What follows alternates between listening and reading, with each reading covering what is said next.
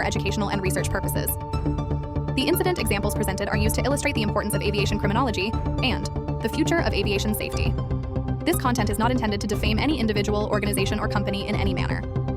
All information, cases, and references included in this video are based on publicly available incident reports, post-aircraft crash investigations, and official circulars issued by relevant authorities. Hi, good day everybody. This is Mr. Sarath Kumar Pachayil, the world's first aviation criminologist.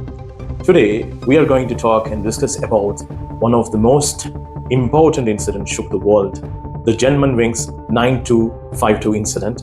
The flight has crashed in the French Alps in 2015. This incident created an awareness call to me that why aviation criminology is most important when it comes to aviation safety and security. We are talking about Germanwings Flight 9525, an Airbus A320 that crashed on March 24, 2015 in French Alps, killing all 150 passengers and crew on board.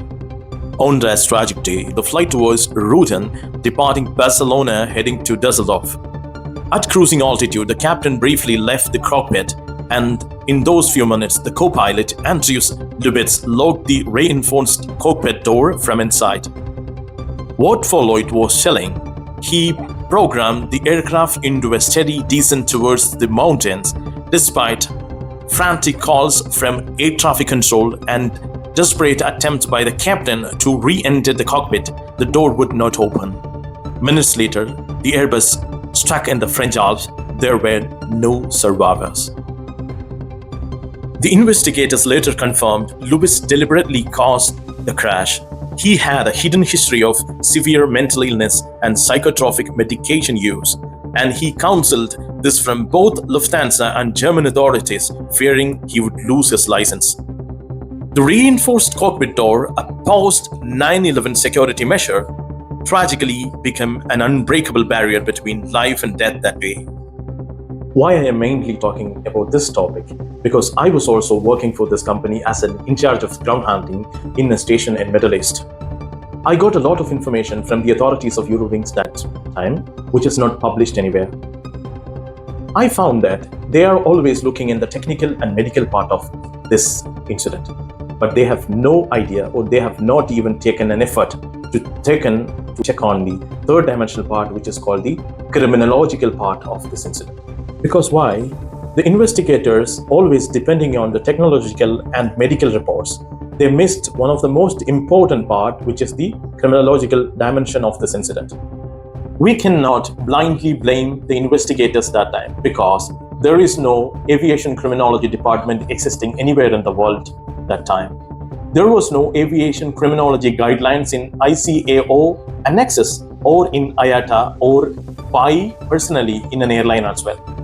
So I had a personal trigger that this incident is related to aviation criminology or a criminal background.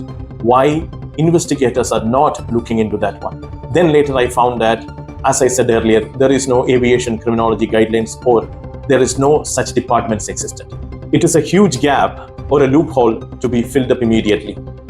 But who will do that? What triggers that one?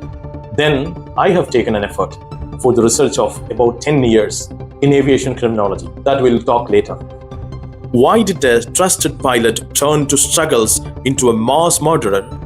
How did systemic failure like poor psychological monitoring and organizational silence enable this outcome? And why the crime framed as a pilot suicide instead of an aviation homicide? If aviation criminology had been applied, then we could have identified warning marks, workplace stress patterns, and cockpit security risks.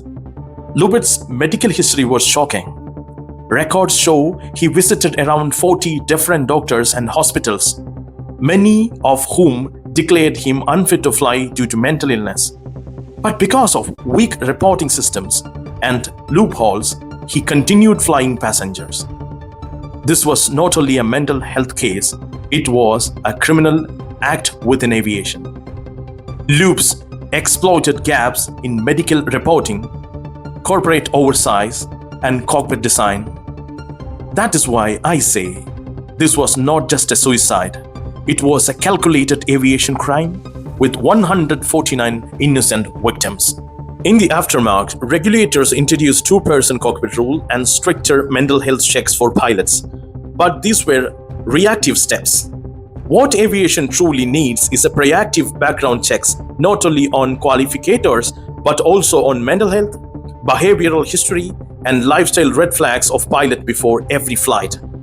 Because when you hand someone to control of a commercial jet, you are handing them hundreds of lives. The real solution lies in embedding aviation criminology into global aviation safety. The Germanwings incidents 9525 remind us every incident or an accident has three most important dimensions: technical one, the psychological one, and the most important, the criminological area or the stream of an incident. Only when we study all these three can we truly protect aviation's future. You are with Mr. Sarath Kumar, the world's first aviation criminologist in Acsendia Aviation News. Follow us for more. Thank you. The Germanwings Flight 9525 tragedy in March 2015 revealed one of the darkest failures in modern aviation safety. Co-pilot Andreas Lubitz deliberately crashed the aircraft into the French Alps, killing 149 innocent people along with himself, while he had been diagnosed with severe mental illness and was declared unfit by several doctors. This information was concealed. The airline restricted its evaluation to technical background checks, neglecting deeper behavioral and criminological profiling. Traditional psychological assessments alone proved inadequate. Lubitz's act was not merely a medical issue, it was a deliberate criminal action that had been pre-planned. Reports later showed that he had even conducted a trial run of the homicide in an aircraft cockpit.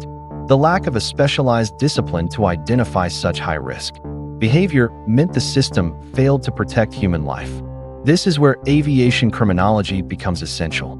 Unlike conventional psychological practices, aviation criminology examines the intersection of crime, human behavior, and aviation systems.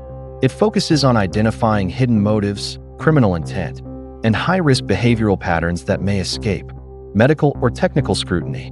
Had this discipline existed in 2015, continuous monitoring and criminological profiling could have detected Lubitz's dangerous tendencies and potentially prevented the disaster. Recognizing this gap, Mr. Sarath Kumar Pachayil, after years of research, introduced aviation criminology as a new stream of study. His pioneering contribution provides aviation with a future-focused safety framework that emphasizes not just technical and psychological checks, but also criminological investigation to safeguard aircraft and human lives worldwide.